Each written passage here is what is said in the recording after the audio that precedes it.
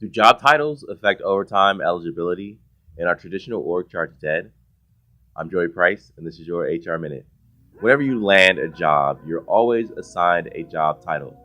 And this episode of the HR Minute, we're going to break down a few misconceptions that small business leaders and HR professionals might have about job titles. And so let's jump into it. The first misconception is that job titles are automatically tied to pay scales. That is not necessarily true because job titles exist at the whim of the business owner or the person that's creating the jobs. And so just because you create a particular job title for a person doesn't mean that they could in turn take that title and match it to some salary calculator online. Job title and job duties sometimes are not the same. Actually, they're treated very differently under the law, and just because you have one title doesn't mean you have the automatic duties of that title, and just because you have job duties doesn't necessarily mean that you have inherently a specific title in place. The next misconception is that job titles determine overtime eligibility. That's another big mistake that I see small businesses and startups make is that they assume, oh, I gave this person an assistant title, so they're not eligible for overtime. Uh, or I gave this person a manager title and they shouldn't get overtime. Um, if you break it down, you see that whenever you go to the Department of Labor's website and you research issues of overtime exemption versus non-exemption, the job title has nothing to do with it. It's all about the job duties. It's all about what that person is doing on a day-to-day basis, how long they're doing it, what's their work day, what's their work week. So we've got to get out of this misconception that job titles determine whether or not a person is eligible for overtime or not. The next misconception, the third misconception, is that job titles don't matter to employees. It's actually the case that um, job titles give people a sense of joy, a sense of purpose, and so being very intentional with the way that you create your job titles and the job titles that you give to your employees can really go a long way uh, for your employees and the work that they do.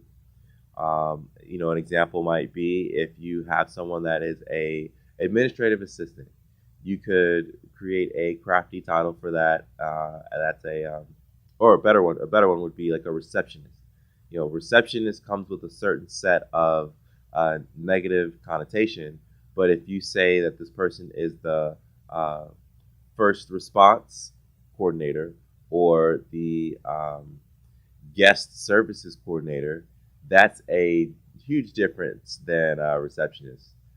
So that's a big thing that you could do for someone that's in that role. There is a debate. You might be watching this video and thinking, I don't want to create titles. So I will give you two sides and leave a comment in below to let me know what you think, whether your business should do job titles or not. So for yes, should you create unique job titles? Small businesses have traditional roles, but sometimes there's overlap. Someone may be in a marketing job, but they also do sales, they do recruiting, they do office services. And so when you're in a small business or a startup, you could create a unique title for someone that's all encompassing.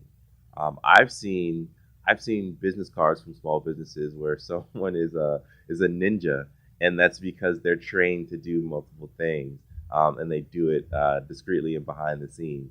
But that works for that company, that works for that person, and they're very excited about their title.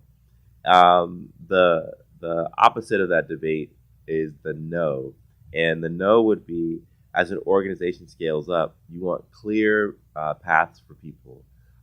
Earlier, I said are traditional org charts dead, and the answer is no. People still want to know what the next step is in their career, and they want to know what their next step is in your organization. So having traditional roles or traditional job functions that are charted out on an org chart can help someone understand where they are today and where they're trying to get to tomorrow and what those steps are in between. So I'd love to hear your thoughts. Should you have unique job titles? Do job titles matter at your organization? Are you doing it the right way?